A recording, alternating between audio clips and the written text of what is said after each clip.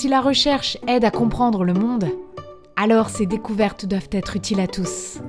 Je vous propose un accompagnement en lien avec la dimension humaine et sociale de la compétence.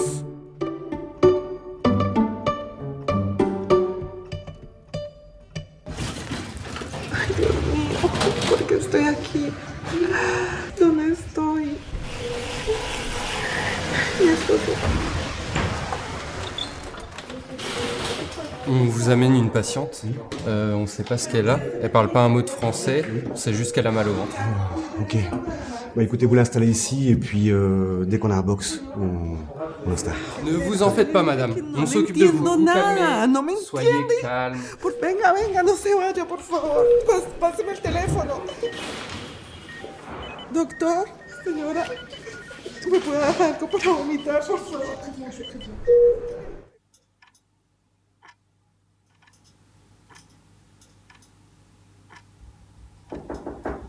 Sí, siga. Bonjour. Je suis le docteur Le Gall.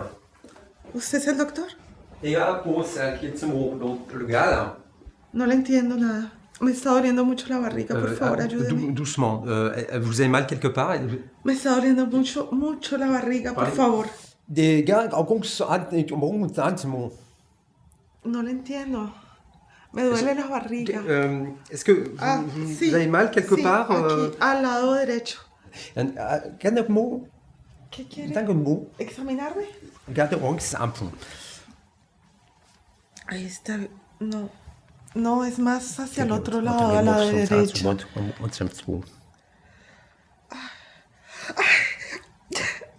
Ah, oui, c'est là. Bon, ça c'est une appendicite. T'as un confond. No sé qué. No sé, tengo mucho calor. No. Pero sí, No. con ganas de vomitar desde Oui, anoche. mais là, doucement.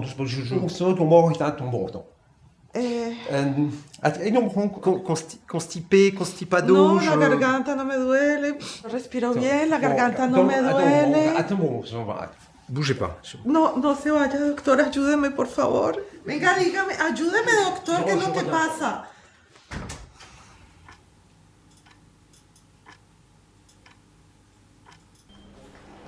Ah, Pauline? Oui, merci de me donner. Je viens de la 202. Bon, voilà, c'est une appendicite. Vous ferez température et prise de sang. Ok. Alors, par contre, j'ai eu des soucis de communication avec elle. Elle parle pas un mot de français. Et puis, Pas du tout. Non, pas du tout. Ok, je vais voir ça directement avec elle, mais je vais me débrouiller. D'accord, merci. Merci. Bonne journée.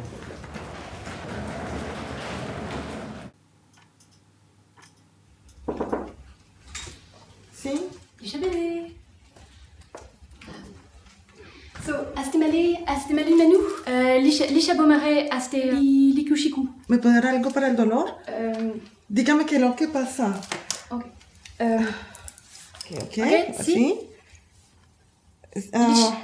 Lisha, Sí, más arriba. Mira, aquí es donde me está doliendo, pero mucho. Sí. Ok. Sí. ¿Sangre? ¿Quieres sacar sangre? Bueno, venga, para que ese examen. L'imagine no resteli. Mire, necesito un teléfono. Likastemia Un teléfono para llamar. Venga, Chica. yo quiero ir al baño, venga.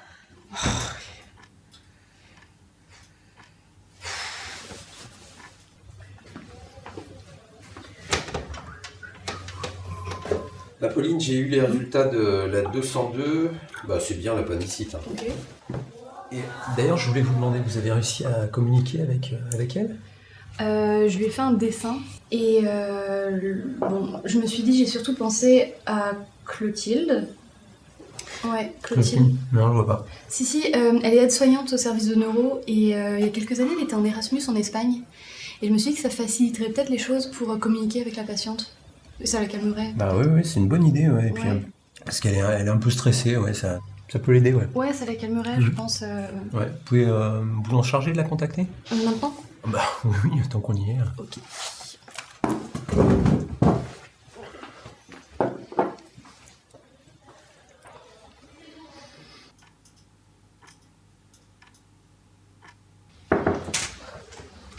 Ça y est, j'ai trouvé quelqu'un qui parle espagnol. Buenos días. Yo soy... ¿Habla español? Sí. Ay, qué bueno. Yo soy una asistente médicale y voy a traducir lo que el médico decide.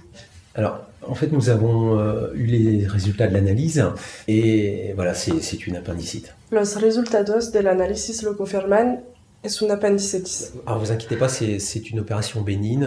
Par contre, il va falloir qu'on vous opère très vite. No es nada grave, estamos acostumbrados, pero no podemos esperar. Vous allez devoir supporter encore un petit peu mon espagnol parce que vous allez rester avec nous 2-3 jours. Todo estará bien. Si. Est-ce que vous pouvez lui demander si elle a contacté quelqu'un de la famille? Sí. ¿Ha podido llamar a alguien de su familia? Sí, llamé a mi esposo. No va a tardar en llegar. Elle a appelé son mari, il va pas tarder à arriver. Ah oui, j'avais compris. Ouais. Gracias. Gracias por las informaciones. Gracias, doctor. Heureusement que vous étiez là parce que moi, mon espagnol, c'est un peu moyen. Il va falloir que je m'en mette en fait pour éviter du stress à tout le monde. Ah, c'est à moi là? Ok. On peut revenir en arrière s'il vous plaît? Merci. Là. Non. Trop loin. Ne vous inquiétez pas, madame, on s'occupe de vous. Stop. Déjà, on voit ici que la compétence est un savoir agir. Oui, enfin, moi, je fais mon boulot. Et je le fais bien, non? En effet, car vous faites deux choses en même temps. Vous êtes capable de prendre soin des patients en respectant les protocoles et en même temps, vous gérez l'urgence de la situation. S'il vous plaît. S'il vous plaît. Oui? Moi, j'aimerais bien dire un truc. Il n'y a pas assez de place. Pas assez de personnel. Et en plus, on peut pas faire son boulot correctement. Oui, mais vous avez fait face dans cette situation. Ah bon? Oui, regardez. Ok. Bah écoutez, vous l'installez ici et puis dès qu'on a un box, on l'installe. Vous voyez? Ce que vous avez fait, ça s'appelle un savoir agir. C'est vrai. Ouais. Allez, on revient où on en était. Je disais, face à ce problème, vous avez trouvé une solution. Et ce, malgré les exigences et les contraintes de votre métier. Vous inquiétez pas, madame, on s'occupe de vous. Et ce n'est pas tout. Le brancardier agit également en fonction de ses intentions et de ses valeurs. C'est important de rassurer les gens, de communiquer et d'être à l'écoute. Voilà. Oui, courage. J'ai un autre truc à dire par ici. Oui, voilà, là. La compétence, c'est un savoir mobilisé. Ça veut dire que le médecin va puiser dans ses ressources pour établir son diagnostic. Il va faire appel à ses connaissances, sa pratique et son langage. Bah, ça, c'est une appendicite. Dites-moi, docteur. Oui, bah qu'est-ce que vous faites là? Rien de spécial. Comment vous savez que c'est l'appendicite? Bah c'est simple, il y a une défense au McBurney et puis en fait, il n'y a qu'à voir son état fiévreux. Enfin, bon, ça me paraît évident. Hein. Enfin, faut pas avoir fait médecine pendant 10 ans. Hein. D'accord, et donc? Bah, je viens de vous le dire, c'est l'appendicite. C'est bon, je peux faire mon travail? Bien sûr. Très bien. Donc, je disais, le savoir mobiliser, c'est le fait de combiner et mobiliser efficacement un certain nombre de ressources, dont les capacités relationnelles. Dites-moi, docteur. Non, vous allez m'interrompre combien de fois là? Oui, mais c'est important. Vous avez un problème de communication avec la patiente, non? Moi, j'ai un problème de communication? Non, mais ça va, vous prenez pour qui, là? Moi, j'ai fait mon diagnostic, ça va, quoi. Le savoir mobiliser, c'est aussi comprendre et se faire comprendre. Et sans dialogue... Está enojado, non? La salle de pause, ça, c'est bien, ça m'intéresse. Faut que je parle à l'infirmière. Et du coup, j'ai pensé à Clotilde. Excusez-moi. Ah bah non, pas encore vous, là, ça suffit, là. Eh oui, encore moi. Mais c'est à l'infirmière que je voudrais parler. Moi? Oui, vous. Qu'est-ce qui s'est passé avec la patiente? Ça s'est passé comme d'habitude? Je lui ai fait un dessin, mais ça n'a pas marché, elle reste très très angoissée. Et du coup, j'ai pensé à Clotilde qui a vécu en Espagne, qui parle bien espagnol. Et je me suis dit que ça faciliterait les choses pour la suite. Vous avez cherché un moyen pour agir efficacement avec la patiente. C'est-à-dire que vous savez vous adapter à ce qui n'est pas prévu. Alors, comment avez-vous pensé à cette solution? Je me suis dit qu'à sa place, moi j'aimerais bien qu'on me parle dans ma langue. D'accord, c'est bien ça. Dans votre passé, vous avez déjà vécu des expériences similaires et ce que vous en avez retenu, vous vous en servez aujourd'hui. Même si ce n'est pas exactement la même situation, ce n'est pas grave, car c'est ça le savoir transféré. C'est accepter l'incertitude. Eh, bien joué. J'aimerais bien qu'on retourne dans la chambre. Il faut que je retourne dans la chambre.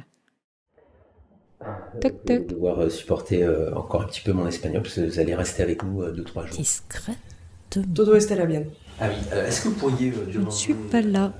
à madame si elle a contacté... Mince, il m'a vu. Faites comme si j'étais pas là. Est-ce que vous pourriez lui demander si elle a contacté quelqu'un de la famille? Si. Le médecin, grâce à ses connaissances, a établi un diagnostic. Mais il a eu besoin des connaissances de l'aide-soignante pour faire comprendre le diagnostic à sa patiente. Une personne seule acquiert des connaissances, mais elle a besoin des autres pour les mettre en pratique. Heureusement que vous étiez là, parce que moi, mon espagnol, c'est un peu moyen. On a tous tendance à le faire, mais c'est difficile d'évaluer soi-même si on est compétent ou pas. On est compétent parce que les autres nous reconnaissent comme tels. C'est ce que fait le médecin en comparant son niveau d'espagnol à celui de l'aide-soignante. Il va falloir que je m'en mette, en fait, pour éviter du stress à tout le monde. La compétence n'est pas quelque chose de figé. Elle se développe avec le temps et l'expérience. Vous voyez, la compétence a de nombreuses facettes. Les 6 composantes que vous avez vues forment un ensemble qui évolue en permanence. La dimension relationnelle est inséparable de la dimension technique et peut se travailler au service de l'action soignante.